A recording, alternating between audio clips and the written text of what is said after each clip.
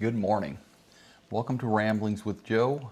I have Grok online with me again this morning. I'm going to look into, kind of do a live look into what's going on with the National Guard and what President Trump has in mind. Grok, how many National Guard members are deployed in the Washington, D.C. area?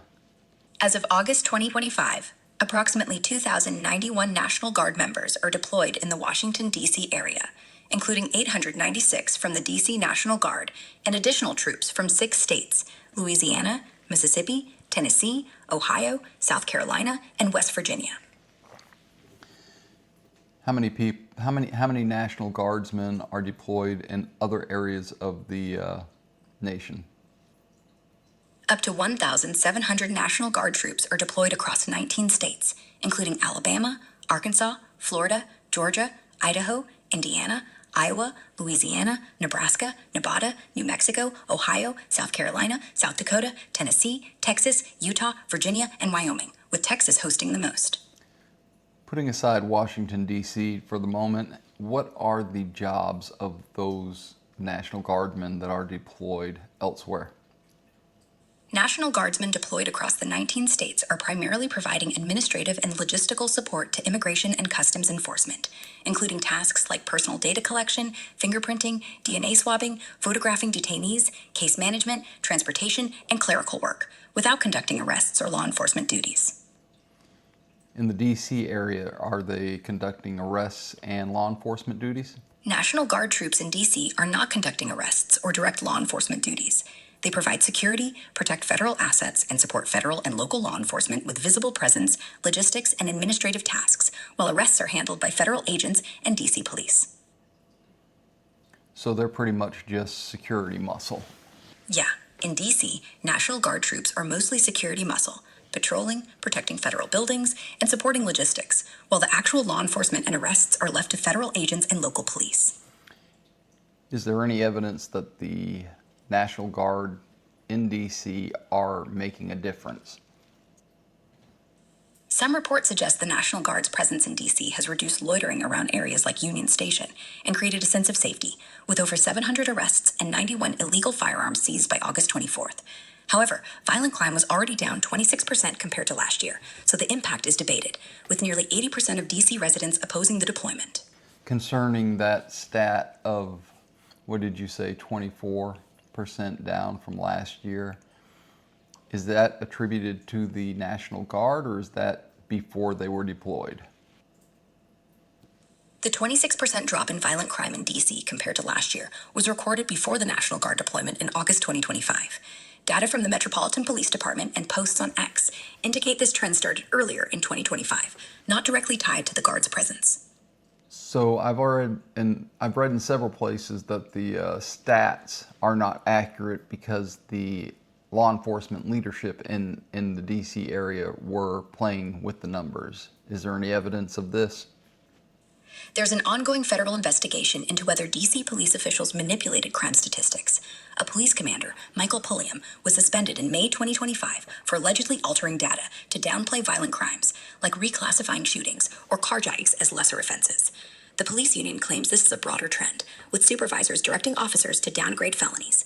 However, the investigation, led by U.S. Attorney Jeanine Pirro, hasn't released conclusive findings yet, and D.C.'s mayor says the issue is limited to one commander and doesn't affect many cases. Did D.C.'s mayor support the deployment of the National Guard?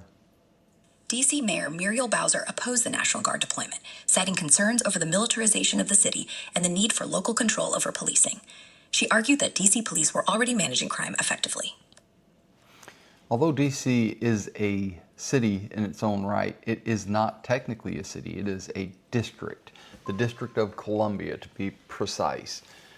It does not have the same status as cities, counties, or states in that it's the capital of the U.S.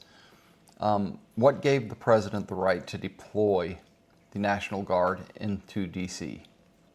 The president can deploy the National Guard to D.C. under the Home Rule Act and the D.C. Code, which give the federal government ultimate authority over the district's National Guard, unlike in states.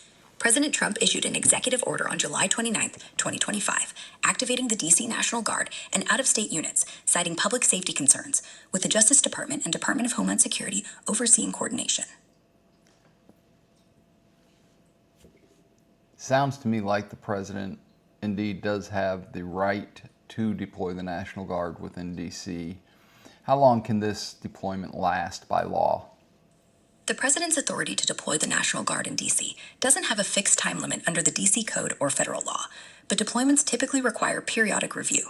President Trump's executive order from July 29, 2025, sets no specific end date, allowing the deployment to continue until the administration deems the public safety emergency resolved, subject to congressional oversight or legal challenges. Okay, so we have the deployment of the National Guard in D.C., and that's obviously a legal deployment. When was the first mayor of D.C. elected? The first mayor of D.C., Walter Washington, was appointed in 1967 by President Lyndon Johnson under a reorganization plan, but the first elected mayor was also Walter Washington, who won the first mayoral election in 1974, taking office in January 1975 after the Home Rule Act allowed for elected mayors.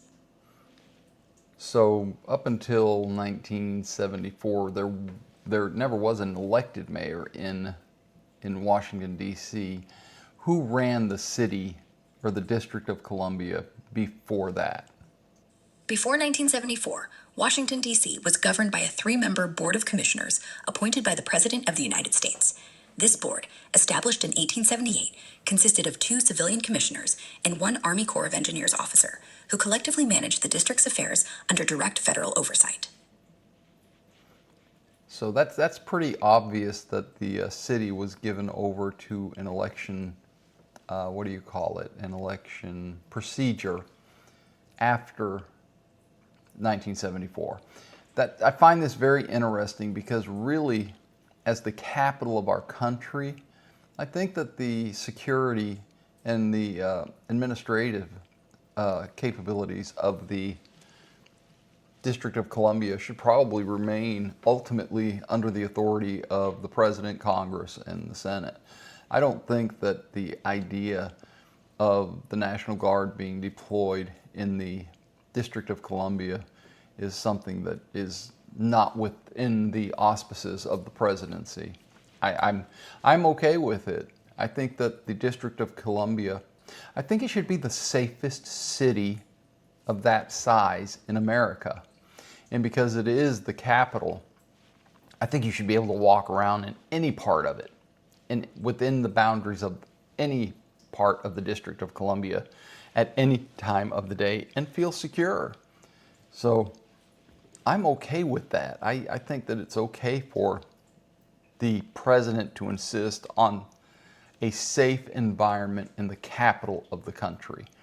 I know that there's a lot of liberals who consider this a tyrannical move. I don't. I think that this still comes under the purview of the president and of Congress. Grok, how many governors have requested the National Guard to be deployed within their states in the last 50 years? Exact numbers are tough to pin down because National Guard deployments for state-specific issues like natural disasters, civil unrest, or emergencies vary widely and aren't always centrally tracked over such a long period. However, governors frequently request National Guard support hundreds of times since 1975, covering events like hurricanes, wildfires, riots, and pandemics. For example, in 2020 alone, over 40 governors activated the Guard for COVID-19 response or protests after George Floyd's murder. How many governors have asked for the National Guard to be deployed in their states for policing of the civilians?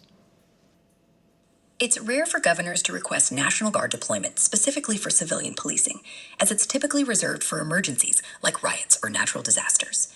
In the last 50 years, notable instances include Minnesota in 2020 for protests after George Floyd's murder, where Governor Tim Walz activated the Guard for public safety. California's Governor Pete Wilson requested them in 1992 for the Los Angeles riots. Exact numbers are hard to confirm due to inconsistent records, but such requests are infrequent, likely fewer than 10 clear cases since 1975, as most deployments focus on disaster response or temporary unrest rather than ongoing policing. Okay, so it's less than 10 since 1975.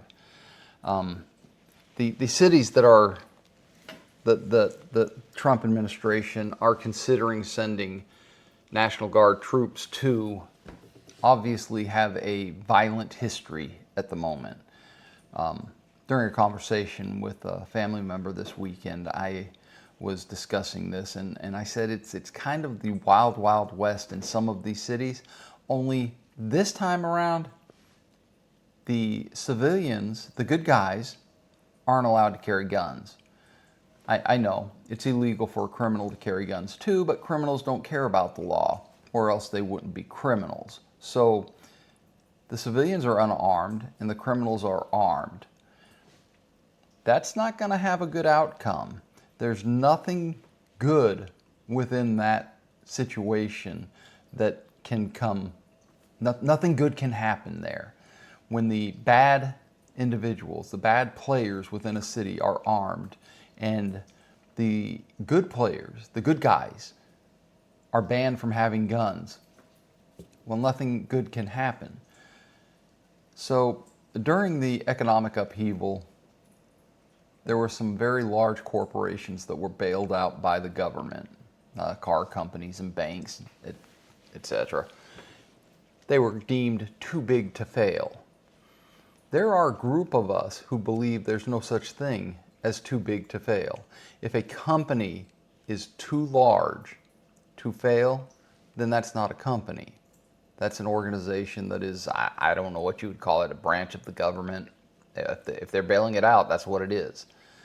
Recently, President Trump's talking about getting the government to buy 10% of Intel. 100% against that. I don't think the government should have anything to do with any private business. That gives them too much of an upper hand in a capitalist system. So I look at cities kind of the same way. Los Angeles, there's been an exodus from Los Angeles, from California in general. Unfortunately, a lot of those people that are leaving are bringing their politics that are sinking California to their new homes.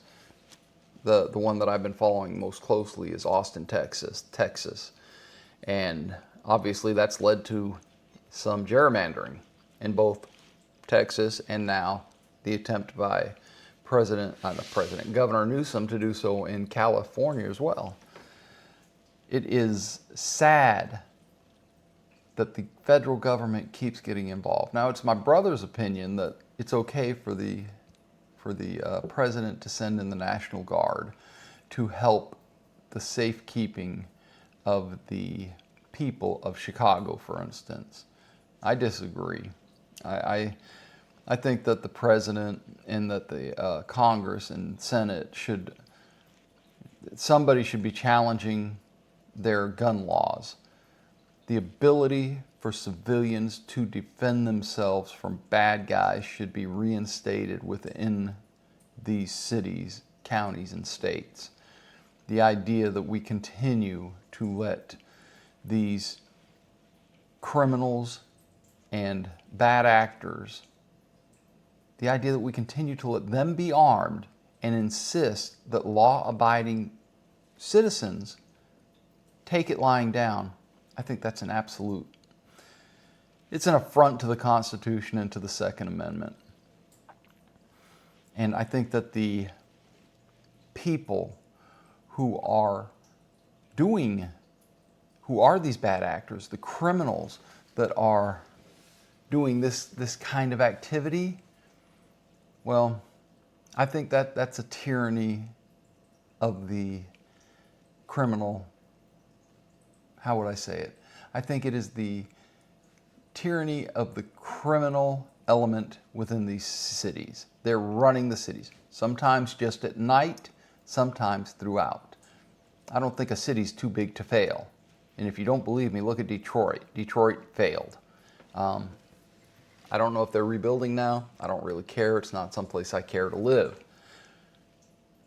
Grok, what are the most safe and secure cities in America? Based on recent data, here are some of the safest and most secure cities in the U.S. for 2025. focusing on low crime rates, effective policing, and community stability. 1. Campton Hills, Illinois. Virtually no violent or property crime, strong community programs, and a high median income of $192,727. 2. Ramapo Town, New York. Lowest crime cost per capita at $271, with very low violent and property crime rates. 3. South Burlington, Vermont.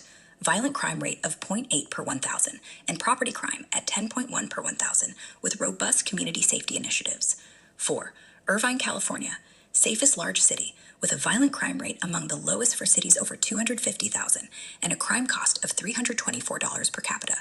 5. Grok, what Naperville, are the safest cities with a population of over 1 million in America? Among U.S. cities with populations over 1 million in 2025, safety data points to these as the safest, based on low violent and property crime rates, plus effective community and policing efforts. 1. San Diego, California.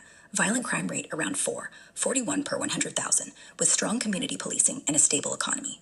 2. New York City, New York. Violent crime rate about 2.56 per 100, bolstered by robust infrastructure and emergency services. 3. San Antonio, Texas. Violent crime rate near 1.51 per 100,000, with proactive policing and community engagement. So New York City, how many police officers are in New York City per capita? As of 2025, New York City has approximately 33,695 sworn police officers, according to NYPD reports. With a population of about 8,468,190, this equals roughly 4 officers per 1,000 residents. So that works out to be about 1 officer per 250 residents. That doesn't seem like a very good per capita ratio. Can you break down New York City by borough for violence? I don't have precise 2025 violence statistics by borough, but I can give you a snapshot based on recent NYPD data and trends up to mid-2025. Can you do 2024?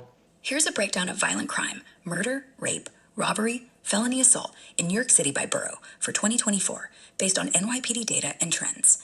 Bronx, highest violent crime rate with a 1 in 86 chance of victimization. Murder risk is 4 times higher than in Queens, driven by areas like Hunts Point and Mott Haven. Brooklyn, high violent crime, especially in Brownsville and East New York, with a total crime rate of about 3,723 per 100,000 in Brownsville, including 1,615 violent crimes per 100,000. Bronx, moderate violent crime, but East Harlem stands out with a 1 in 27 chance of victimization due to gang activity and drug-related crimes. Grand larceny is nearly 3 times higher here than in Brooklyn. Queens, lower violent crime, with Jamaica and Ozone Park riskier, having a 1 in 49 and 1 in 81 chance of victimization, respectively. Staten Island, lowest violent crime, though the South Shore has a 1 in 62 chance of victimization, relatively safer than other boroughs. Citywide, violent crime rose 2.7% in 2024 compared to 2023, with felony assaults up 4.9%, while murders and shootings dropped 3.8% and 7.7%, respectively. I find it very interesting that New York made the top 3 list. So those 3 cities, San Diego, California, and San Antonio, Texas, are they considered left-leaning or right-leaning?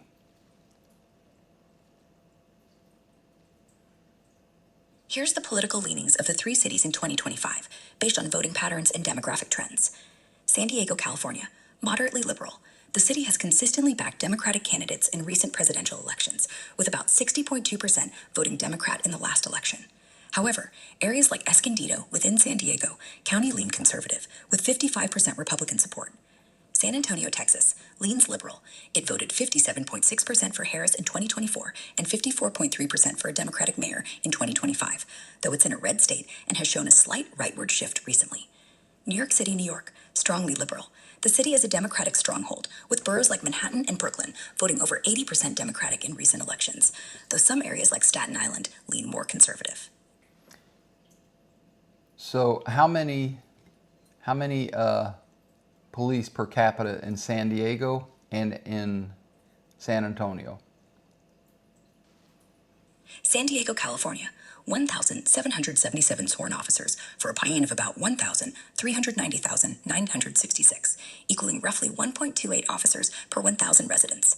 San Antonio, Texas, 2,419 sworn officers for a population of about 1,472,909, equaling roughly 1.64 officers per 1,000 residents.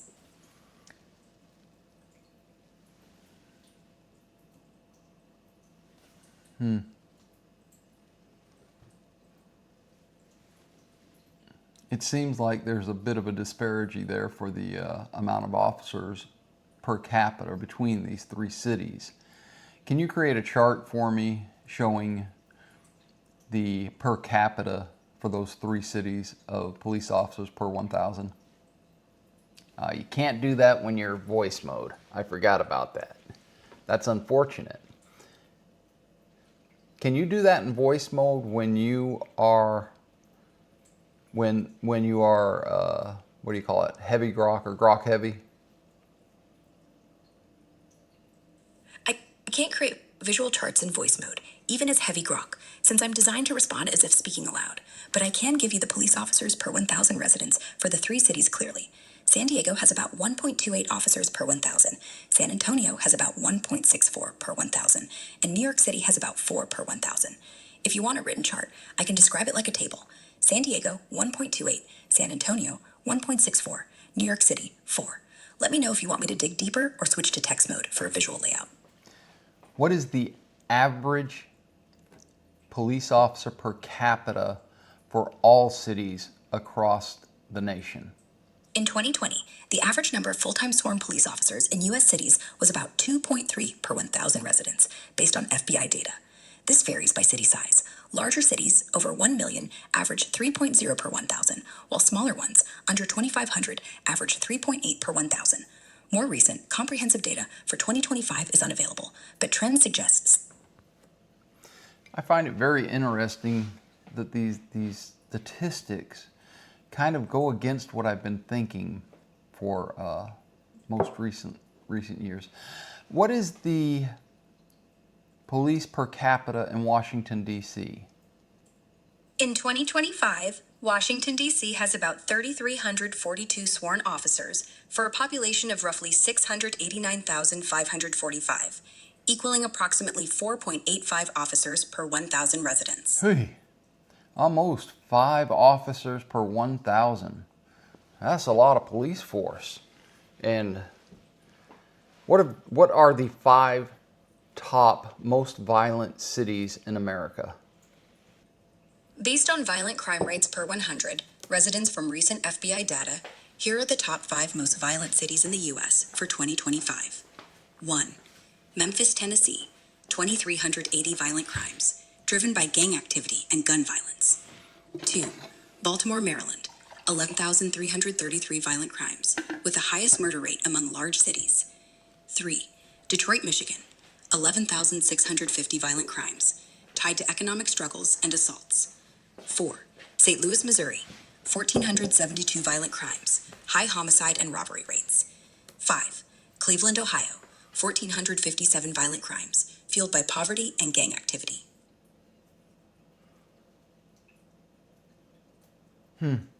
Memphis, Tennessee did not surprise me. The times that I have been to Memphis, Tennessee in my life, I never felt safe. More importantly, West Memphis, Tennessee, there was a truck stop that I had to frequent, and I pretty much didn't come out of my truck there.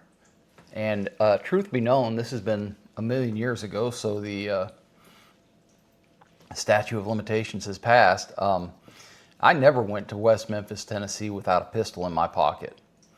And if I thought I was going there, I would have a gun with me. It was so dangerous that walking from the truck to the truck stop, which has now been thankfully shut down, was a harrowing experience. It was something I'll never forget, and it's something that I never, ever hope to have to go through again. That sounds like a seriously intense experience in West Memphis. I get why you'd feel the need to be armed there. Those kinds of environments can be nerve-wracking. The violent crime stats for Memphis, with 2,380 per 100,000, definitely back up that vibe you felt. Anything specific you want to dive into about those cities or their crime trends? No, how many small cities made the list? The top 5 most violent cities I mentioned: Memphis, Baltimore, Detroit, St. Louis, and Cleveland all have populations over 250,000, so none qualify as small cities, typically defined as under 100,000. Smaller cities like Chester, Pennsylvania, or Flint, Michigan, often rank high for violence, but didn't make this top 5 based on the latest data. Nationwide, which states are considered the safest? Based on recent data focusing on low violent and property crime rates, effective policing, and community safety, the safest states in the U.S. for 2025 are 1. Vermont, violent crime rate of 124 per 100,000, property crime at 1,212 per 100,000, with strong community policing and low population density. 2. Maine, violent crime rate of 109 per 100,000, property crime at 1,156 per 100,000, bolstered by tight-knit communities and minimal natural disaster risks. 3. New Hampshire, violent crime rate of 126 per 100,000, property crime at 1,245 per 100,000, with low unemployment and robust safety programs. 4. Idaho, violent crime rate of 241 per 100,000, property crime at 1,111 per 100,000, supported by low cybercrime It and seems strong... like all these cities, all these states are very well-to-do states. These are states that have people who live in them that are affluent, for lack of a better word. Is that accurate? That's a fair observation, but it's not entirely accurate to say all these states are just affluent. Here's a quick breakdown. Vermont, Maine, and New Hampshire do have relatively high median incomes, around $74,000, $71,000, and $90,000 respectively, compared to the national median of about $68,000. They benefit from low poverty rates and stable economies, which can contribute to lower crime. But Idaho, with a median income closer to $70,000, isn't exactly a wealth hotspot, and its safety comes more from rural communities and low population density. Connecticut, with a median income of about $90,000, fits the affluent label better, with wealthier areas like Fairfield County, but it also has urban pockets with higher crime. So, while economic stability helps, factors like community cohesion, low urbanization, and effective policing seem to matter more than just wealth in these states. Does gun control help with the situation of safety? Gun control's impact on safety is a mixed bag and heavily debated. Studies like one from the Rand Corporation in 2020 show that some policies, like background checks and bans on high-capacity magazines, can modestly reduce gun homicides and suicides in specific contexts, urban areas with high crime, for instance.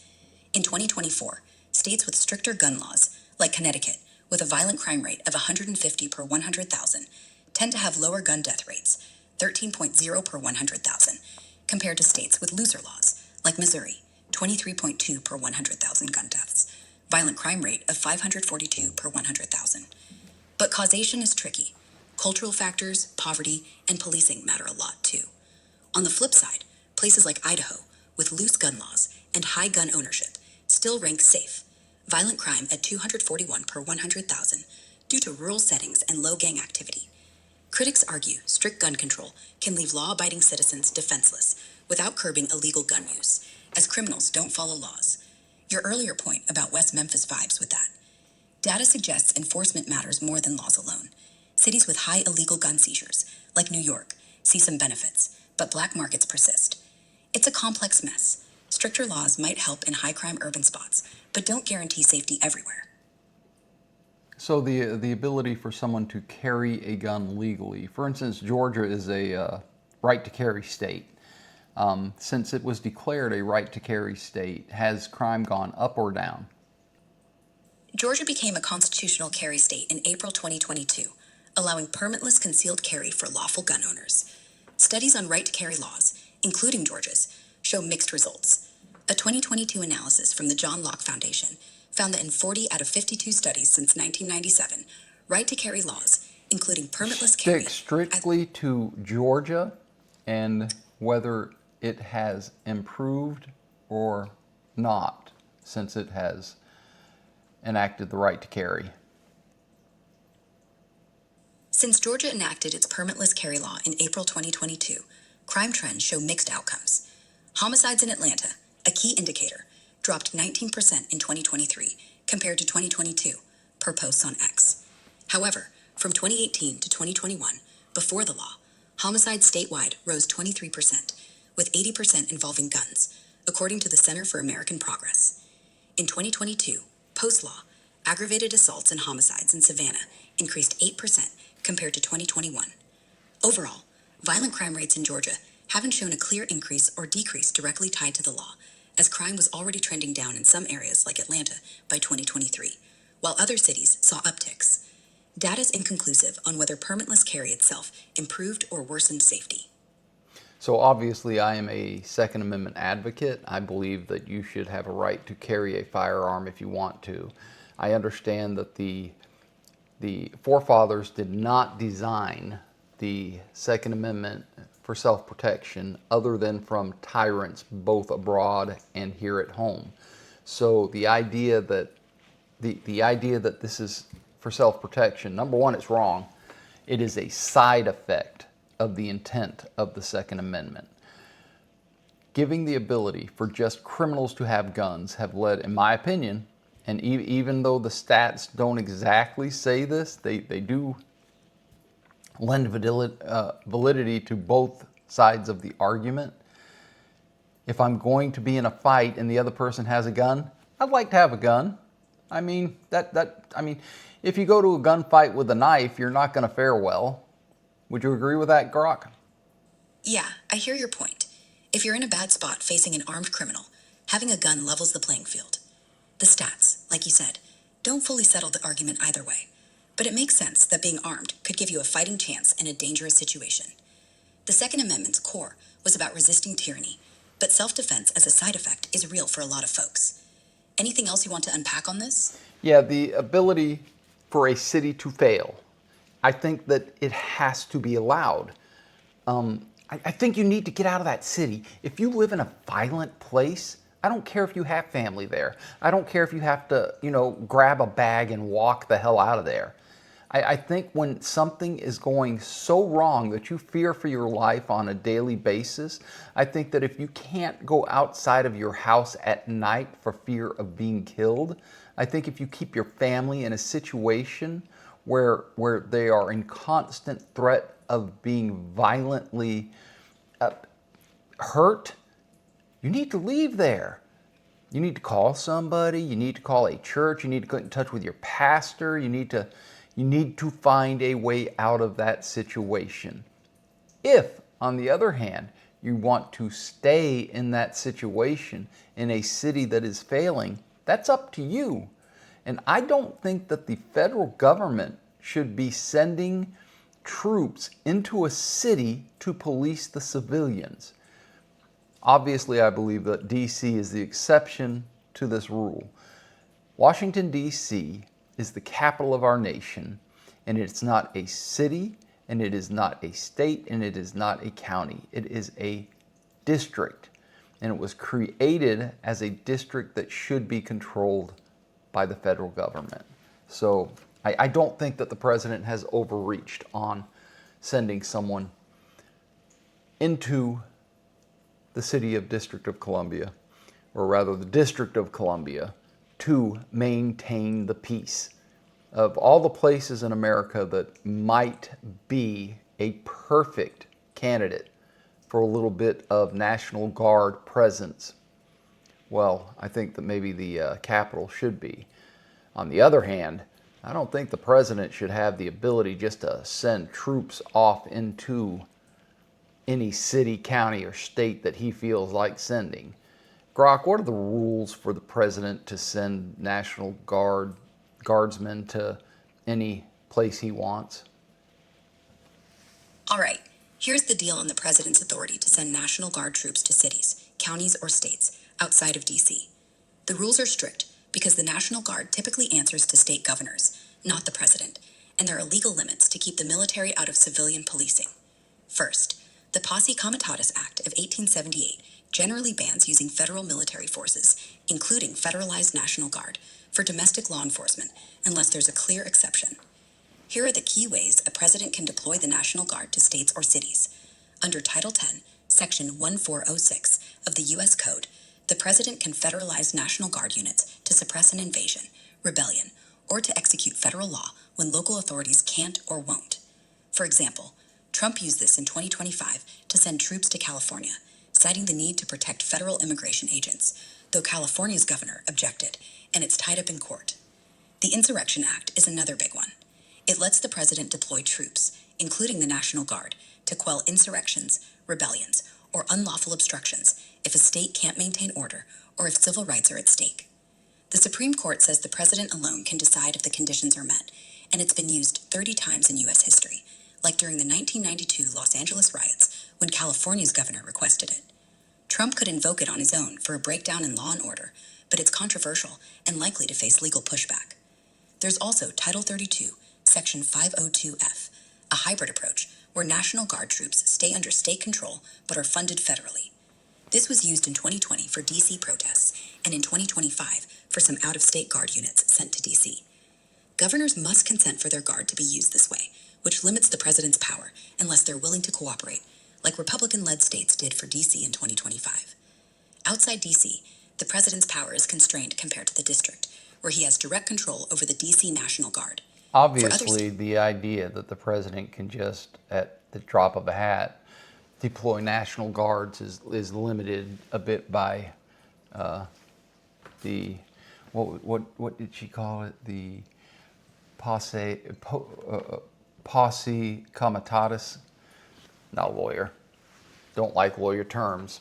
Think that law should be written in plain English. At any rate, the posse comitatus is something that should be observed and the president should exercise restraint. I might even support the idea that the president could send in troops to help people leave a city, but to police the residents of a city, that seems like a step too far to me. I think that tyranny in any form should be resisted in America. I think that it should be resisted everywhere, but especially here in America because our system is pretty well established at this point, and anything that isn't viewed through the lens of freedom, I think that's a bad move. Anytime that you say, well, this particular city is better served by being under tyrannical rule, I think that's bad. I definitely think that's bad. If you want to live in a city that is the Wild West where you don't give the good guys guns, stay there. That's the place, Detroit, Chicago. Hey, you got it. I don't want to bring fists to a gunfight or knife to a gunfight. If there's going to be a gunfight, let's give everybody a gun. I understand not everybody is comfortable with a gun. And I understand that some people think that the city of Chicago, that the residents that live in the city should be protected by the government. Okay, they should be protected by the city of Chicago, by the police of Chicago. Now, there are a buttload of small towns surrounding Chicago. And if the mayors of those towns asked the president to please send in the National Guard to protect our people from the bad players that live in Chicago and go out to the outlying areas at night to, enact violence upon them, yeah, okay. They put out a request and the president can respond to that. But if the mayor of Chicago is saying, we don't want you here, well, let me back up just a minute. I read an article where the mayor of Chicago said that the citizens of Chicago will stand up against the tyranny that is being foisted upon them by President Trump. With what?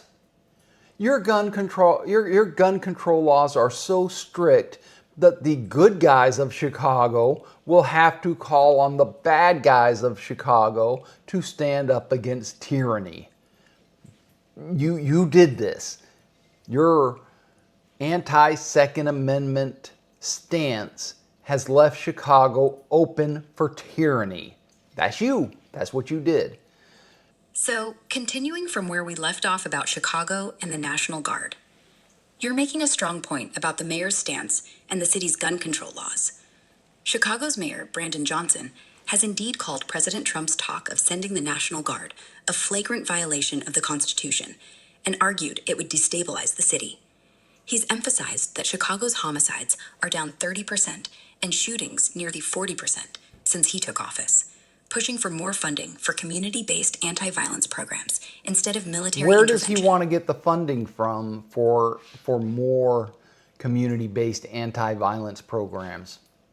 Mayor Brandon Johnson is pushing for funding for community-based anti-violence programs in Chicago, primarily through federal, state, and local government grants. Why should state and federal citizens have to pay for a situation they didn't create?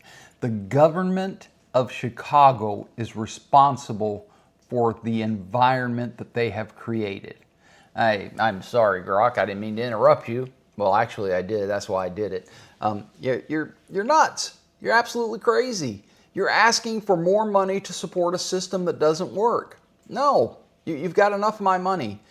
Grok, how much money does the city of Chicago get from the federal government on an annual basis? All right, I hear you loud and clear on the frustration. Chicago's federal funding isn't explicitly broken down as a single annual figure in available data, but I can piece together some key points. In 2024, Chicago received about $4.39 billion in federal grants. Let's just go with that number, $4.39 billion. You're a city. If you're getting $4.39 billion from the federal government, you're a failing city. You're supposed to be that place that everybody wants to live because you're creating a successful environment. Man, these freaking liberal bastions of cities are horrible. They're a drain on the economy. Grok, how much money has the federal government paid out to cities in 2024? In 2024, the federal government allocated about $1.2 trillion in grants to state, local, tribal, and territorial governments, with a significant portion directed. So $1.2 trillion. $1.2 trillion. So let me get this straight. Cities, states, territories, we all give the federal government our money. And then this is what happens. They take some off of it because they got to pay all those employees that are going to actually take that money and send it back to us.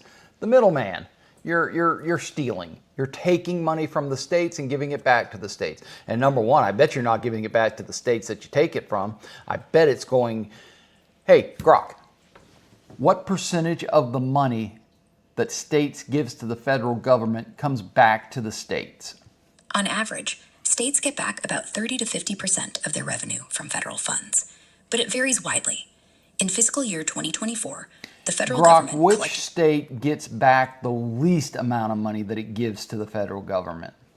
New Jersey gets back the least amount of money relative to what it contributes to the federal government. For every dollar paid in federal taxes, New Jersey receives about 51 cents back. Which state gets back the most money that it gives to the federal government? New Mexico gets back the most money relative to what it contributes to the federal government. For every dollar paid in federal taxes, New Mexico receives about $3.42 back, according to recent analyses like MoneyGeek's 2025 Hold report. up. You're telling me that New Mexico gives the federal government $1, and for every buck it gives to the federal government, it gets over $3 back? Yep, that's right. New Mexico gets about $3.42 back for every dollar it sends to the federal government. How much does Georgia get back for every dollar it sends to the federal government? Georgia gets back about $1.31 for every dollar it sends to the federal government. How is this sustainable? How can we contribute this much money and expect all these other states to continue to give us money? Of course, I live in Georgia. I'm pleased to see that we're not losing money, but I'm also very discouraged to see that there are some other states paying back. Oh my goodness, what a freaking nightmare of an economical situation we're living in. How long have I been doing this podcast? Grok, how long has this podcast been going? You've been recording this episode for about 45 minutes, based on our conversation starting early this morning. Ooh, I'm going to have to stop this podcast. I ain't never edited. Oh my goodness. I'm quite upset with these stats that I've discovered through this too big to fail podcast. There are cities in this country that are not too big to fail, and that means every single city. If your city is so violent that you feel the need to bring in the National Guard, you gotta change your policies. It's that freaking simple. If your city is so violent that the president wants to send in the National Guard, instead of saying, President Trump, you're a tyrant and we don't want you here. Number one, you don't have a way to defend yourself because only the bad guys have guns. Number two, what are you doing in your city that he's considering this?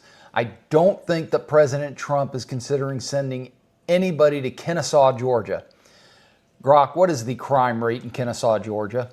In 2021, Kennesaw, Georgia had a total crime rate of 1,315 per 100,000 people, with violent crime at 137 per 100,000 and property crime at 178 per 100,000. In 2023, the overall crime rate dropped to 110 on the citydata.com index, about 2.2 times lower than the U.S. average. 2.2 times lower than the national average. Kennesaw is one of those cities that is kind of an example. They have gun laws, not anti-gun laws, but gun laws. Every house must have a gun in it. It's a really strange law that I saw enacted. I don't know for sure that it's 100% accurate anymore. Grok, does Kennesaw still have the every house must have a gun in it law? Yes, Kennesaw, Georgia still has its ordinance from 1982, listed under Kennesaw's Muni Code. This is not a violent city. A tool does not make a person violent, nor does a hammer make a person a carpenter, because, the amount of tape measures and hammers I bought in my lifetime, I'd be one of the best carpenters in the world. I don't want to end this on a sour note, so what I'm going to do now is, thanks, Grok. I appreciate having you here. Hey, thanks for having me. I enjoyed digging into all this with you. Kennesaw's a solid example. And yeah, tools don't make the trade or the trouble. Catch you next time for more Ramblings with Joe. So it's Monday, and I'm excited for this week. I have, I don't know what kind of day I have. I know that I have an adventure ahead of me because it's fun to do my job. I really do enjoy it. It is something that I look forward to.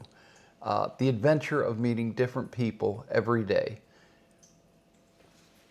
while being reinforced with the idea that I get to meet my favorite customers every day. It's very nice because most of my problem customers, those are almost all new customers that I haven't met before, come at the beginning of my day. And then I get to go to my customers that I really like toward the end of my day. And that's important because that lets me come home with a good attitude to my wife, who I love dearly. It is Monday. It is going to be an early day. I have a lot of editing to do here in the next 45 minutes because I have to go to work today, and it is an early day. So I wish you all a wonderful Monday and a wonderful week. And I truly hope that we can find together, as both a local community, a larger community, and a national community. I hope we all can find peace, love, and dream. Until next time, l'chaim.